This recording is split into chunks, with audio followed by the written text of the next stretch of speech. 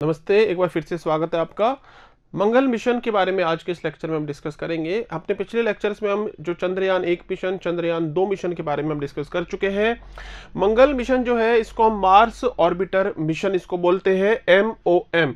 क्योंकि देखो जो हमारा ऑर्बिटर जो छोड़ा गया, जो कृत्रिम उपग्रह जो है ऑर्बिटर उसको बोला गया है, क्योंकि जो मंगल है, मंगल की कक्षा, ये मंगल ग्रह है और मंगल की कक्षा में पहुंचने के बाद जो है वो जो उसकी कक्षा, चूंकि हम कक्षा को कहते हैं ऑर्बिट, तो इसलिए ये जो उपग्रह है इसको क्या बोल दिया गया, ऑर्बिटर। तो मार्स ऑर्बिटर मिशन, तो मंगल की कक्षा में पहुंचकर उसके चक्कर लगाने का उद्देश्य, और चक्कर लगाने के साथ साथ जब इसमें जो विभिन्न प्रकार के जो उपकरण हैं उन उपकरणों के द्वारा मंगल का जो धरातल है उसका अध्ययन, मंगल के वायुमंडल का अध्ययन, मंगल पर जल की खोज करना, मंगल पर जीवन की खोज करना आदि विभिन्न उद्देश्य थे इस मार्स ऑर्बिटर मिशन के। और ये जो मार्स ऑर्बिटर मिशन जो हमने भेजा था, इसने अपने जो है काफी सारे काम अपने किए हैं। मंगल के बारे में लगातार जानकारियां इसने प्रदान की हैं, लगातार जो अपनी इसकी जो अवधि थी, मिशन की अवधि, उस मिशन अवधि से भी बढ़कर इसने काम किया है। तो पूरी तरीके से सफल मिशन ये हमारा मार्स ऑर्बिटर मिशन ये रहा है, जिसे मंगल मिशन इसको हम बोलते हैं। एक मूवी भी इसके ऊपर बन चुकी है, आपने जरूर इसके बारे में सुना या देखा होगा। तो देखो मार्स ऑर्बिटर मिशन जो है, अब इसमें जो ये हमारा मंगलयान जो था, इस समय तक इस मंगलयान का हमारा ये जो मार्स ऑर्बिटर है इसका जो वजन था ये है 1337 किलोग्राम। इसका जो भार है 1337 किलोग्राम। अब ये जो मिशन भेजा गया था, ये भेजा गया था 2013 में, और 2013 की वो जो डेट थी जब इस मिशन को भेजा गया है, उस समय तक भारत का जो स्वदेशी GSLV है वो विकसित नहीं हो पाया था। स्वदेशी GSLV Mark II अभी सफल नहीं हुआ था। अब चूंकि स्वदेशी GSLV Mark II जो कि थोड़े भारी उपग्रहों को उठाने में सक्षम होता है, वो अभी सफल नहीं हुआ है, और इसका वजन इस रेंज में ही है कि PSLV इसको उठा सकता है। तो भारत में जो हमारा इसरो है उसको चूंकि PSLV पर पूरा भरोसा था, और हमने पहले भी डिस्कस किया है कि PSLV को वर्क हॉर्स कहा जाता है इसरो का, कि वो सारे काम उसने सफलतापूर्वक किए हैं जब से लेकर वो बना है। शुरुआती असफल लॉन्च हुआ था और एक लॉन्च जो है उसका बाद में 2017 में असफल हुआ है, अन्यथा सफलता के झंडे उसने गाड़े हैं। तो PSLV पर बहुत ज्यादा भरोसा था, इसलिए ये जो मंगल जो मिशन है ये किया गया PSLV XL के द्वारा। तो मंगल मिशन किसके द्वारा हुआ है, PSLV XL, और C25 इसका नंबर है। XL का मतलब क्या हो गया, एक्स्ट्रा लार्ज। हमने पढ़ा है कि PSLV का एक वेरिएंट है एक्स्ट्रा लार्ज, जिसके अंदर क्या होते हैं, पावरफुल बूस्टर्स होते हैं। एक्स्ट्रा लार्ज में क्या होते हैं, पावरफुल बूस्टर्स। तो ये पावरफुल बूस्टर्स की वजह से एक एक्स्ट्रा जो पावर मिलती है, थ्रस्ट मिलता है, तो उस वजह से ही ये जो है थोड़े भारी उपग्रहों को भी उठाने में सक्षम होता है। तो PSLV XL ये इंपॉर्टेंट है, याद रखना हमको कि मंगल मिशन हमने PSLV XL के द्वारा किया था। चंद्रयान 1 भी PSLV के द्वारा हुआ था, लेकिन चंद्रयान 2 जो है वो GSLV Mark III के द्वारा हुआ था। इनको हमको अच्छे से याद रखना होगा। यहां पर जो है इस मिशन को जो लॉन्च किया गया था वो किया गया था 5 नवंबर 2013 को, और PSLV XL के द्वारा किया गया है। बात यहां पर वही है पहले तो, कि पहले जो है पृथ्वी की कक्षा में जो ये है उपग्रह ये चक्कर लगाएगा, लॉन्च हो गया है, और लॉन्च होने के बाद पहले तो चक्कर कहां पर काटे हैं, पृथ्वी के चक्कर काटे। पृथ्वी के चक्कर काटने के बाद धीरे धीरे जो है जब ये चक्कर काट रहे हैं तो कक्षाओं को क्या किया जाता है, कक्षा को लगातार बढ़ाया जाता है।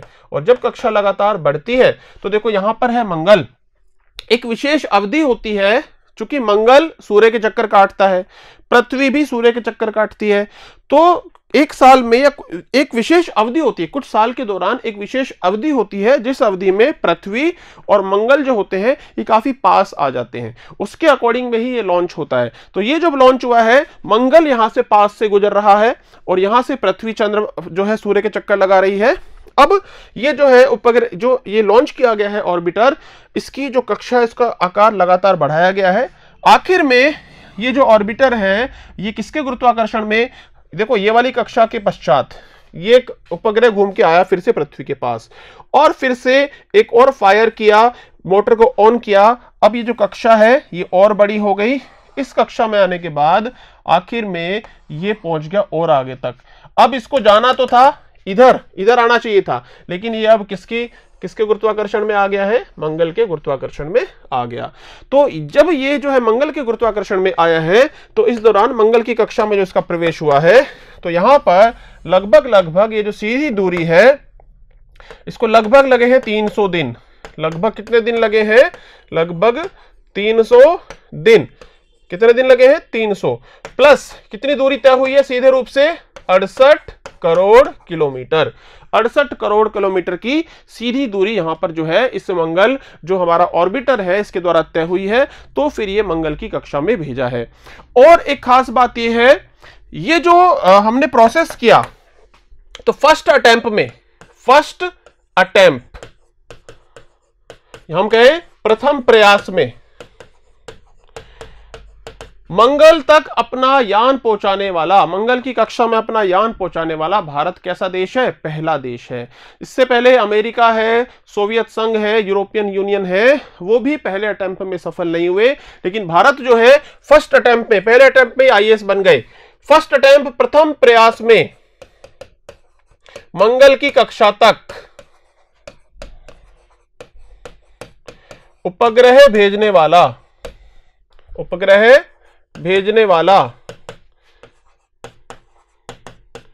भारत प्रथम देश बना। भारत प्रथम देश बना। लॉन्च डेट हुई है कब? लॉन्च हुआ, याद रखना कुछ डेट्स हैं जो इंपॉर्टेंट है, कभी ऑब्जेक्टिव टाइप क्वेश्चन में आ जाए और कभी अपने को कुछ फैक्ट्स की जरूरत पड़ जाए, मेंस जब हम करते हैं उसमें भी। लॉन्च हुआ इसका 5 नवंबर 2013। मंगल की कक्षा में पहुंचा है, मंगल की कक्षा में पहुंचा है 24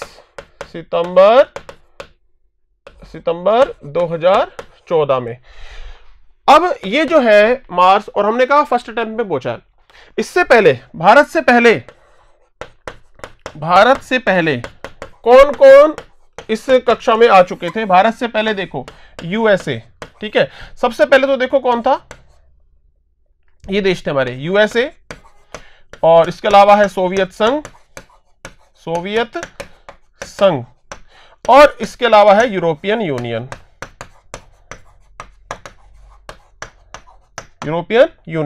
अब भारत के बाद कौन कौन है जिन्होंने पहुंचा दिया है? एक तो पहुंचा दिया है चीन ने, और इसके अलावा यूएई का फुल फॉर्म है संयुक्त अरब अमीरात। इन्होंने भी मंगल तक अपना जो है उपग्रह को पहुंचा दिया है। चीन और यूएई ने अभी इन्होंने हाल ही में अपने उपग्रह पहुंचाए हैं, 2021 में इन्होंने अपने उपग्रह पहुंचाए। तो भारत उस समय पर जो है चौथा देश बना था, और फर्स्ट अटेम्प्ट पे पहुंचाने वाला तो भारत क्या बना था? पहला देश बना था। अब ये जो हमने जो मार्स ऑर्बिटर जो भेजा है,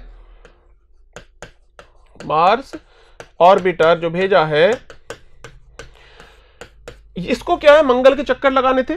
और तो मंगल के चक्कर जो थे 377 किलोमीटर गुना 80,000 किलोमीटर की दीर्घवृत्ताकार कक्षा में चक्कर लगाने थे। इसकी कक्षा थी 377 किलोमीटर गुना 80,000 किलोमीटर की दीर्घवृत्ताकार कक्षा थी, जिसमें ये जो है उपग्रह ने चक्कर लगाए हैं। इस उपग्रह पर देखो क्या क्या उपकरण थे, और इसके उपकरण बहुत इंपॉर्टेंट है, हमको नाम याद रखने पड़ेंगे। उपकरणों में एक उपकरण था जिसका नाम था MCC। उपकरणों में एक उपकरण है MCC की फुल फॉर्म है मार्स कलर कैमरा। और ये जो मार्स कलर कैमरा है, इसका कार्य क्या है? लगातार इसने किया है कार्य, मंगल की सतह के चित्र, उस पर कौन से पर्वत है, उस पर कौन से खाइयां हैं, उनके चित्र। फिर इसके अलावा जल मार्ग की खोज, मंगल पर एक जल मार्ग की खोज हुई, लुप्त नदी, जैसे कोई नदी बहती हो, लुप्त नदी। इसके अलावा मंगल के जो उपग्रह हैं फोबोस और डीमोस, मंगल के प्राकृतिक उपग्रह जैसे कि हमारा चंद्रमा है, उन उपग्रह की खोज हुई। फोबोस, उन उपग्रहों की उनका अध्ययन किया गया, खोज तो पहले से ही थी, उन उपग्रहों का क्या किया गया, अध्ययन, उनकी सतहों का चित्र खींचे गए, फोबोस एवं डीमोस के चित्र। तो ये काम जो किए गए हैं, ये काम करने का जो है जिम्मा था किसका था, एमसीसी का था, मार्स कलर कैमरे का जिम्मा था। 5 प्रकार के उपकरणों का, कितने मुख्य प्रकार है यहाँ पे, 5 प्रकार के उपकरण थे। एक उपकरण तो हो गया हमारा एमसीसी मार्स कलर कैमरा। ऐसे ही एक दूसरा उपकरण है, उसका नाम है एमएसएम, और एमएसएम का नाम है मीथेन सेंसर फॉर मार्स। मंगल के लिए मीथेन का सेंसर, मीथेन जो गैस होती है, मीथेन गैस का पता लगाना। वायुमंडल में मीथेन, सूत्र क्या होता है मीथेन का, CH4। वायुमंडल में मीथेन का पता लगाना। अच्छा, इसका क्या उद्देश्य है, यदि मीथेन पता लगेगी, मीथेन यदि मिलती है तो इसका मतलब है कि जीवन की संभावनाएं हो सकती हैं, क्योंकि पृथ्वी पर भी जीवन की उत्पत्ति की शुरुआत जो हुई है वो मीथेन से ही। मीथेन सबसे जो है छोटा, 1 कार्बन वाला यौगिक है, 1 कार्बन और 4 हाइड्रोजन वाला। तो जीवन की उत्पत्ति, जीवन की संभावनाओं की खोज, भाई मीथेन से क्या पता लगेगा कि क्या कोई जीवन की संभावना है या नहीं है, इसके बारे में खोज का काम था मीथेन सेंसर फॉर मार्स का। तो याद रखना अपने को। ऐसे एक था LAP, LAP की फुल फॉर्म थी है Lehman alpha photometer, Lehman alpha photometer. तो ये जो लीमन अल्फा फोटोमीटर है, इसको क्या काम करना था, जल के लुप्त होने के कारणों की खोज, जल के लुप्त होने के कारणों की खोज कि आखिर क्या कारण है कि मंगल पर जो है, ऐसा पूरे प्रमाण है कि मंगल पर पानी जो था, पहले काफी ज्यादा पानी मौजूद था, लेकिन वो पानी क्यों इतना खत्म हो गया। अब पानी सामान्य रूप से नहीं मिल रहा, अभी खोज चल रही है कहीं ध्रुव वगैरह पर मिल सके, लेकिन आखिर में वो जो सूखी हुई नदी है सूखी हुई है, तो आखिर में क्या कारण है, जल लुप्त हो गया। तो जल के लुप्त होने के कारणों की खोज, तो ये कैसे करना था, वायुमंडल में हाइड्रोजन एवं इसके समस्थानिकों की जानकारी द्वारा। तो वायुमंडल जो है उसमें हाइड्रोजन कितनी है और हाइड्रोजन के समस्थानिक होते हैं। देखो केमिस्ट्री की बात है, कोई भी तत्व होता है, कुछ तत्व होते हैं जिनके समस्थानिक होते हैं उसी तत्व के जैसे दूसरे उसके रूप होते हैं। तो हाइड्रोजन और उसके समस्थानिकों की खोज के द्वारा इस बात की खोज करने के उद्देश्य है कि किस तरह से जल है जो लुप्त हुआ है इस मंगल के ऊपर से। इसी प्रकार से एक जो और जो है उपकरण है, वो उपकरण है TIS, इसका मीनिंग है थर्मल इंफ्रारेड स्पेक्ट्रोमीटर। देखो थोड़ा बहुत याद करना जरूरी रहेगा, थर्मल इंफ्रारेड स्पेक्ट्रोमीटर। ये क्या करना है, मंगल पर खनिज पदार्थों की खोज, मंगल पर खनिजों की खोज है और तापमान आदि से संबंधित खोज, मंगल पर खनिजों की खोज और मंगल पर तापमान संबंधी खोज। किस प्रकार के तापमान है वहां पर और खनिजों की खोज, इस प्रकार का उद्देश्य है TIS का। और 5वें नंबर पे एक उपकरण जो है वो है Maneka.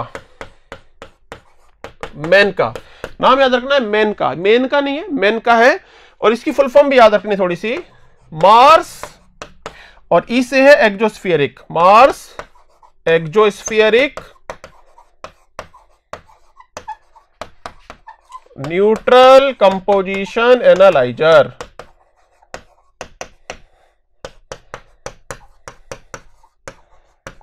Mars exospheric neutral composition analyser, ये फुल फॉर्म है। इसका उद्देश्य क्या है? मंगल के वायुमंडल का अध्ययन, मंगल के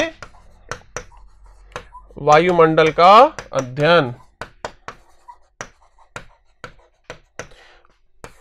बाहरी वायुमंडल का, मुख्य रूप से बाहरी वायुमंडल, मतलब वायुमंडल का जो बाहरी क्षेत्र है उसका अध्ययन करना है मेन का। तो ये कुछ मुख्य जो है उपकरण थे जो इस मंगल मार्स ऑर्बिटर मिशन जो हमारा है उसके साथ भेजे गए, और इसरो जो है उसने कहा ये मिशन सक्सेसफुल रहा हमारा। और जो है यहां पर जो मैंने बताया आपको, खोज हुई जल के पुराने प्रमाणों की खोज, या हम कहें कि जल की उपस्थिति के प्रमाण मिले कि हां जल वहां उपस्थित था, जल की प्राचीन काल में उपस्थिति के प्रमाण मिले। कैसे मिले? ऐसे मिले कि वहां पर जैसे देखो कोई भी नदी बहती है, आप देखोगे नदी बहेगी तो वहां पे एक गड्ढा सा बनेगा, नदी की एक घाटी होती है, और भले ही वो नदी लुप्त हो चुकी है लेकिन वो प्रमाण रह जाते हैं। तो वहां पर क्या है? सूखी नदी के प्रमाण, सूखी नदी घाटी के प्रमाण है, सूखी नदी घाटी की भू आकृति है वहां पर, तो इससे प्रमाण वहां पर मिले हैं। तो मार्स जो है, फिर इसरो ने क्या किया है? कलर एटलस भी छापी है। इसरो ने MCC द्वारा भेजे चित्रों से कलर एटलस भी छापी है, कलर एटलस छापी है, मतलब चित्रों को छापा है अच्छे से दिखाने के लिए कि क्या क्या खोज हुई है। तो ये मुख्य मुख्य हमारे पॉइंट थे जो कि हमारे मार्स के थे। यहां पर एक प्रश्न ये है कि कुछ विद्वान आलोचना करते हैं, क्या अंतरिक्ष मिशन, जैसे कि हमारा मार्स है, मार्स ऑर्बिटर मिशन पर ये जो है पॉइंट है एक, ये पॉइंट याद रखना है, पर धन व्यय अनावश्यक है। देखो ये प्रश्न है, बहुत सारे विद्वान कहते हैं ऐसा कि ऐसे मिशनों पर पानी आप वेस्ट क्यों करते हो पैसा। एक्चुअल में इसकी जो लागत थी, लागत 500 करोड़ के लगभग, बहुत कम लागत है यदि हम तुलना करते हैं दूसरे देशों से। लागत जो है अन्य देशों की तुलना में बहुत कम है, अन्य देशों की तुलना में बहुत कम है। ठीक है, अब देखो लागत 500 करोड़ की आई है, लेकिन आज भारत का आप बजट देखोगे तो इतना बड़ा बजट है, और हम जो है इतने अधिक खर्चे तो वैसे ही हम देखते हैं, मूर्ति बनानी है यदि हमको, या उसमें भी हमारा व्यय हुआ 3000 करोड़ का व्यय सरदार पटेल की मूर्ति पर हुआ है, और ऐसे ही कोई भी प्रोजेक्ट होता है उस पर व्यय होता है, तो उसकी तुलना में तो ये कुछ भी खर्चा नहीं है। अब सरदार पटेल की मूर्ति से पर्यटन को वहां पे बढ़ावा मिल रहा है, वहां पे रिकरिंग जो है इनकम वहां पे हो रही है, लगातार उस क्षेत्र का विकास भी हो रहा है, और जो है राष्ट्रीय एकता की भावना में भी क्या होती है? वृद्धि होती है इस प्रकार के स्मारकों से। अपने जो है तर्क अलग होते हैं पक्ष में, विपक्ष के तर्क या हम कहें कि आलोचना के तर्क हो सकते हैं कि इतना सारा धन वहां पे व्यय हो रहा है, उस धन को अन्य जगह पे व्यय किया जा सकता था। लेकिन जो है पर्यटन के क्षेत्र को बढ़ावा यदि हमारे देश में मिलता है तो पर्यटन जो है लगातार इनकम करने का कार्य करेगा, एक बिंदु ये है। दूसरा, जो स्मारक वगैरह है वो राष्ट्रीय एकता की भावना को जो है मजबूत करने में सहायता प्रदान करते हैं, और पर्यटन बढ़ेगा तो आसपास के लोगों को रोजगार बढ़ेगा, क्षेत्र का विकास होगा। यहां पर देखो आप, यहां पर हम बात करेंगे क्या कोई प्रत्यक्ष लाभ है? प्रत्यक्ष लाभ या हम कह सकते हैं मंगल का जो मिशन है उससे हमको बहुत सारे अप्रत्यक्ष लाभ है। मंगल मिशन के, ये जो हमारे मिशन है खास तौर पे मंगल मिशन, इसके हमारे को क्या क्या अप्रत्यक्ष लाभ है? देखो पहली बात तो भारत के सम्मान में वृद्धि, भारत के सम्मान में वृद्धि। ठीक है, आपको मालूम है फर्स्ट अटेम्प्ट में हमने किया है, अंतरिक्ष में भेजा अपना। दूसरी बात, इसरो की क्षमताओं में, इसरो की क्षमता में वृद्धि एवं वैश्विक जगत का भरोसा बढ़ा है, इसरो का सम्मान बढ़ा है, वैश्विक जगत का भरोसा बढ़ा है। इससे क्या होगा, विदेशी उपग्रह लॉन्च के आएंगे बहुत सारे ऑफर, और आए भी हैं। हमने 104 उपग्रह एक साथ लॉन्च किए थे पीएसएलवी के द्वारा। अमेरिका, यूरोपियन यूनियन, अभी ब्राजील का उपग्रह लॉन्च होना, बहुत सारे उपग्रह हम विदेशों के लॉन्च करते हैं। तो इससे हमारा जो है आय होगी। एक बार हमने खर्चा कर लिया, मिशन सक्सेस कर दिया, अब तो भाई हमारी क्षमता बढ़ गई है, हम पावरफुल बने, लगातार हमारी आय होगी। विदेशी उपग्रह लॉन्च ऑर्डर, विदेशी उपग्रह लॉन्च ऑर्डर प्राप्ति, विदेशी उपग्रह लॉन्च करने हैं, उसकी ऑर्डर लगातार हमको मिलते हैं, लगातार। फिर आप देखते हो भारत को अंतर्राष्ट्रीय संबंधों के मामले में, भारत को अंतर्राष्ट्रीय संबंधों के मामले में रणनीतिक बढ़त मिलती है, रणनीतिक बढ़त मिलती है। क्यों मिलेगी भैया, जो वैश्विक ताकत बनना चाहता है उसे तो सभी क्षेत्रों में आगे बढ़ना होगा। विश्व शक्तियां सभी क्षेत्रों में आगे होती हैं, चाहे वो अंतरिक्ष का क्षेत्र हो, चाहे रक्षा का क्षेत्र हो, चाहे अर्थव्यवस्था हो, चाहे स्पोर्ट्स हो, सभी क्षेत्रों में वो धीरे धीरे आगे बढ़ते जाते हैं। ये हकीकत है। तो हमको अंतर्राष्ट्रीय संबंध में भी हमारी वृद्धि होगी, क्योंकि आप सीधे सीधे जानते हो कि जो अंतरिक्ष क्षेत्र का विकास होगा तो हमारा रक्षा क्षेत्र भी आगे बढ़ता जाएगा। अच्छा, आप बताओ, विद्यार्थियों का आकर्षण, विद्यार्थियों में विज्ञान के प्रति आकर्षण बनाना, विद्यार्थियों में विज्ञान के प्रति